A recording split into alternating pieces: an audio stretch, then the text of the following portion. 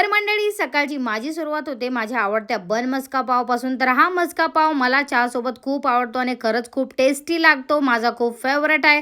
नंतर ना मस्त मी नाश्ता करून घेतला आणि नंतर मी कस्टमर करत होती. केतन बसला होता आराम करत.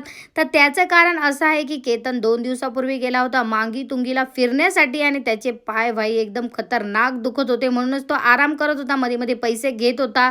नंतर आला होता रिहान डायमंड चिप्सवाल्यांची ऑर्डर घेण्यासाठी. मग इथे केतननी त्याला ऑर्डर दिली. थोडा वेळ मी पण बसली होती. मग सचिन दादा आले होते, ते मध्ये मध्ये कस्टमर करत होते. सचिन दादा आले का आम्हाला भरपूर दुकानामध्ये मदत करतात. तसंच मंडळी नंतर माझी बहीण आली होती दवाखान्यामध्ये, तिला दाखवायचं होतं म्हणून मी तिला घेऊन आली होती. नंतरला मी आली होती ध्रुवीच्या स्कूलमध्ये तिला घेण्यासाठी. थोड्याच वेळात इतका खतरनाक पाऊस पडायला लागला आणि मस्त सगळीकडे गारवा गारवा झाला. खूप मस्त वाटत होता आणि आज अचानक लक्की दुकानावरती चालत चालत आला होता. नाहीतर इतर वेळेस मी त्याला गाडीवरच घेऊन येते. आता घरी निघत्या वेळेस मस्तपैकी ध्रुवीला मॉलमध्ये घेऊन आली होती. तिला काय काय खाऊ घ्यायचं होतं आणि तिने भरपूर सारा इथे खाऊ बघितला होता. तर तिला झालं होतं हे घेऊ का ते घेऊ, पण तिने तिच्या बहिणीसाठी प्रत्येकी 2 वस्तू घेतल्या होत्या, एक रेवासाठी आणि एक तिच्यासाठी.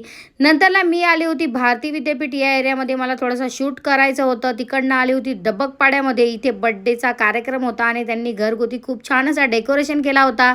तर ध्रुवी इथे बड्डे बॉयला सारखी चिवडा चारत होती.